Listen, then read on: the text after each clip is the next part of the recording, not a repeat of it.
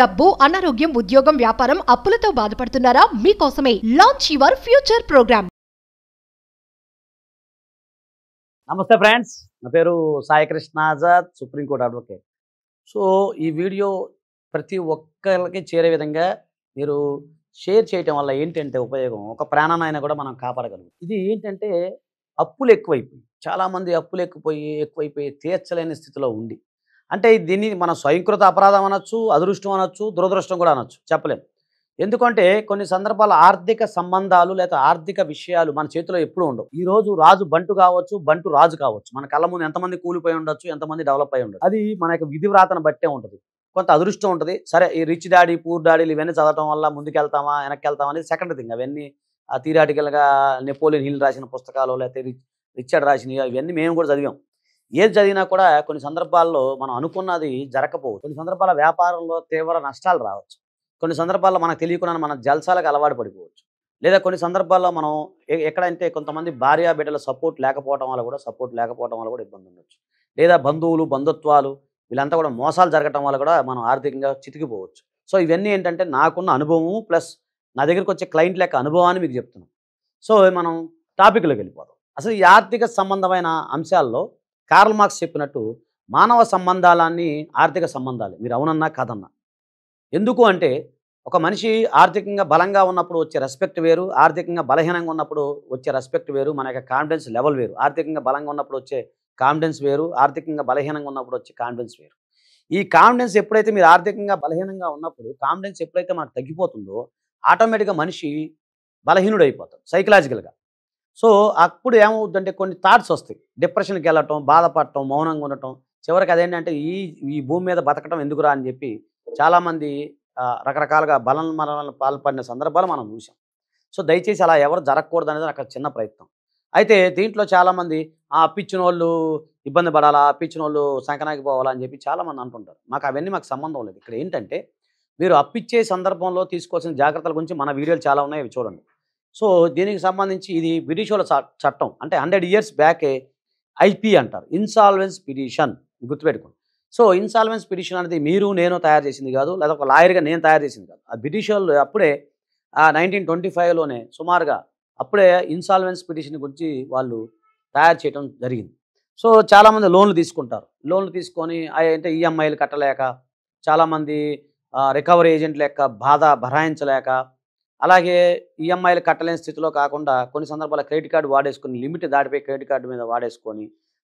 ఇంకోటి మా దగ్గరకు వచ్చే కేసులు ఎట్లా ఉంటాయంటే, ఉదాహరణకు ఒక ₹1,00,000 అప్పు ఉందనుకోండి, ఒక 10 years బ్యాక్. ఈ 1,00,000 అప్పు తీర్చడం కోసం అతను 2,00,000 అప్పు చేస్తాడు. ఈ 2,00,000 అప్పు తీర్చడం కోసం ఇంకో దగ్గర 3,00,000 చేస్తాడు. ఆ 3,00,000 అప్పు తీర్చడం కోసం ఇంకో దగ్గర 4,00,000 చేస్తాడు. అంటే ఒక చిన్న గొయ్యిని బోర్చడం కోసం పెద్ద గొయ్యి తవ్వుతాడు. ఆ పెద్ద గొయ్యి బోర్చడం ఇంకో గొయ్యి అలా తవ్వుకుంటూ వస్తుంటారు. లాస్ట్కి పెద్ద లోయ ఏర్పడుతుంది. ఆ సందర్భంలో మా వల్ల కాదని చెప్పి వస్తూ ఉంటారు. సో నేనేమంటానంటే, ఈ వీడియో చూసిన వాళ్ళు వెంటనే మీకు ఎంత అప్పు ఉంటే అక్కడి వరకే క్లోజ్ చేయండి. దాన్ని బోర్చడం కోసం ఇంకో క్రెడిట్ కార్డు తీసుకొని, మళ్ళీ అదే అయిపోతుంది ఇంకో క్రెడిట్ కార్డు తీసుకొని, అదే అయిపోతుంది ఇంకో క్రెడిట్ కార్డు తీసుకొని, దయచేసి మీరు అలాంటి ప్రయోగాలు చేయవద్దు. సో మీకు ఈఎంఐలు ఎక్కువైనప్పుడు మీరు ఆటోమేటిక్గా ఇంజక్షన్ సూట్ అనేది మనం ఫైల్ చేసుకోవచ్చు. అప్పులు ఎక్కువైపోయి తీర్చలేని స్థితిలో ఉండి ఈఎంఐల వల్ల దానివల్ల బాధపడుతున్నప్పుడు మీరు ఆటోమేటిక్గా ఇప్పుడైనా మించిపోయి మేలుకోనండి. సో ఇన్సాల్వెన్స్ పిటిషన్ పెట్టడానికి ఎలాంటి అర్హతలు ఉండాలి? చాలామంది అడిగే ప్రశ్న మా దగ్గరికి వస్తుంటారు. ముందు అతను మేజర్ అయి ఉండాలి, 19 years నిండి ఉండాలి. అలాగే అతనికి నిజాయితీగా నిక్కచ్చిగా అప్పులై ఉండాలి. 2 తర్వాత అతను భారతీయ పౌరుడై ఉండాలి. సో అతను ఇంకోటి ఏంటంటే అతని దగ్గర ఎలాంటి ఆస్తులు అనేవి ఉండకూడదు. ఇప్పుడు మేము చూస్తుంటాం, కొంతమంది మా దగ్గరికి వస్తారు. వచ్చిన సందర్భంలో ఏమవుద్దంటే, వాళ్ళకి 6 నెలల క్రితం, సంవత్సరం క్రితం అతను ఏం చేస్తాడు, ఆస్తులన్నీ వేరే వాళ్ళ మీద ట్రాన్స్ఫర్ చేసేసి మా దగ్గరికి వచ్చి మేము అప్పులు అయిపోయాయని చెప్పి పెడతా ఉంటారు. ఇలా మిస్యూజ్ చేసే వాళ్ళు చాలామంది ఉన్నారు. సో అలాంటి వారిని మేము దగ్గరకు రానేమో. నిజాయితీగా ఆనెస్ట్గా ఉండి అతని ఆర్థిక స్థితి బాలేని వాళ్ళని మాత్రమే మేము ఒక న్యాయవాదిగా నేనైతే సపోర్ట్ చేస్తాను. అయితే నేను ఇక్కడ ఏమన్నానంటే, ఇన్సాల్వెన్స్ పిటిషన్ పెట్టడం వల్ల కొన్ని రకాల లాభాలు కూడా మీకు చెప్తాను. సో అదేంటంటే, మీరు ఇన్సాల్వెన్స్ పిటిషన్ పెట్టాలి, మీ దగ్గర కొంత ఆస్తి ఉంది, లేదా కొంత అమౌంట్ మీకు వచ్చేది ఉంది, లేదా వీళ్ళు ఎవరైతే అప్పులు వాళ్ళు ఎవరైతే ఉన్నారో వాళ్ళు మిమ్మల్ని ప్రెజర్ చేస్తూ ఉన్నారు. ఆ సందర్భంలో యాక్చువల్గా ఏంటంటే 10 మంది 10 రకాల ఫోన్లు చేసి ప్రెజర్ చేయటం వల్ల మీ మైండ్ పనిచేయదు. మీ దగ్గర నా దగ్గరకు వచ్చే వస్తుంటారు క్లయింట్లు, ఒక్కొక్కరు గొప్ప టాలెంట్ ఉంటుంది, అసలు వాళ్ళకున్న ఎక్స్పీరియన్స్ ఎవరికి రాదు, అంత ఎక్స్పీరియన్స్ ఉంటుంది, గొప్ప టాలెంట్ ఉంటుంది. కానీ వాళ్ళు తిరిగి ఒక చెట్టుని కనుక నరికినప్పుడు మనం తిరిగి చిగురించడానికి వచ్చే సమయం ఏదైతే ఉందో ఆ సమయం ఇవ్వకపోవడం వల్ల అతను ఒత్తిడికి గురైపోయి ఏం చేయాలో అర్థం కాక ఇబ్బంది పడుతూ ఉంటాడు. సో మీరు ఇన్సాల్వెన్స్ పిటిషన్ మీరు ఫైల్ చేయటం వల్ల ఏమవుతుందంటే ఎవరైతే మీకు అప్పులు ఇవ్వాల్సిన వాళ్ళు ఎవరైతే ఉన్నారో వాళ్ళకు కొంత సమయం వస్తుంది.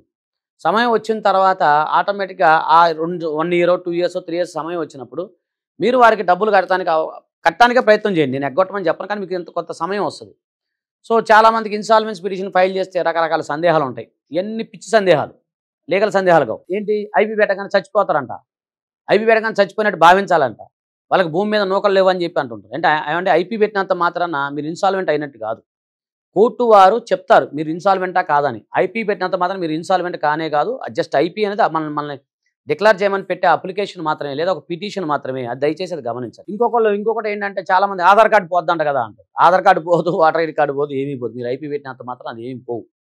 కాకపోతే కొన్ని మీరు ఐపీగా డిక్లేర్ చేస్తే కొన్ని గవర్నమెంట్కి సంబంధించిన పదవులు ఏవైతే ఉన్నాయో అవి మీరు పొందకుండా ఉండే అవకాశం ఉంటుంది తప్ప దాని ద్వారా ఎలాంటి ఇబ్బంది లేదు. సో చాలామంది ఐపీ పెట్టగానే మా మీద దాడులు చేస్తారు సార్, మమ్మల్ని చంపేస్తారు, పొడి చేస్తారంటే కూడా గుర్తుపెట్టుకోండి. ఐపీఎల్ మీరు పెట్టినంత మాత్రాన ఈ పైన దాడులు అనేవి జరగవు. అది మనం ప్రొడక్షన్ ఆర్డర్ తెచ్చుకొని మీకు ఎలాంటి ఇబ్బంది లేకుండా రక్షణ కలిగించే విధంగా మనం ఫైల్ చేసుకునే అవకాశం ఉంటుంది. మరి చెక్ బౌన్స్ ఏంటి సార్ అంటారు. చెక్ బౌన్స్ అనేది యాక్చువల్గా ఈ ఐపీ సందర్భంలో మీరు ఎవరికైనా చెక్ కనుక ఇచ్చినట్లయితే అది బౌన్స్ అయితే అది మీరు ఎదుర్కోవాల్సింది. అది చట్టపరంగా మనం ఎదుర్కోవాల్సింది తప్ప దాన్ని తప్పించుకోవడానికి కుదరదు. చాలామంది ఏంటంటే మళ్ళీ చెప్తున్నాను, చాలామంది అప్పులు ఎగ్గొట్టాలనే ఉద్దేశంతోనో లేకపోతే 10 మందిని ముంచాలనే ఉద్దేశంతో కనుక మీరు కనుక ఇన్సాల్వెంట్ పిటిషన్ కనుక ఫైల్ చేస్తే అది క్రైమ్ కూడా అవుతుంది, చీటింగ్ కూడా అవుతుంది.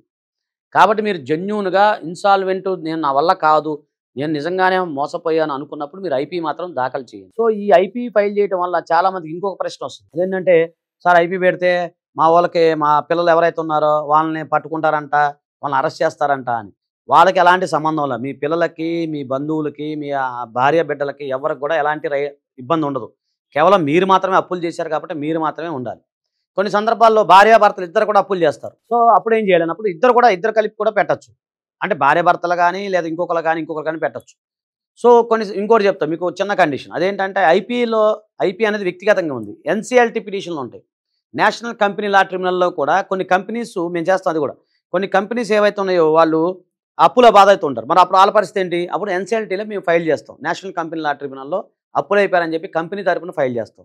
ఐపీ అనేది ఏంటంటే ఇండివిజువల్ పిటిషన్. ఒక వ్యక్తి తన అప్పులు అయిపోయి ఆర్థిక బాధలు ఉండి సతమతం అయ్యి కట్టలేని స్థితిలో ఉన్నప్పుడు ఇన్సాల్వెన్స్ పిటిషన్ అనేది మీరు నిరభ్యంతరంగా ఆ జిల్లా కోర్టులో కానీ లేదా సీనియర్ సివిల్ జడ్జి కోర్టులో కానీ మీరు ఫైల్ చేసుకునే అవకాశం ఉంటుంది. కొన్ని సందర్భాల్లో హైకోర్టులో కూడా ఫైల్ చేయాల్సి వస్తుంది, కొన్ని సందర్భాల్లో సుప్రీంకోర్టులో కూడా ఫైల్ చేయాల్సి వస్తుంది.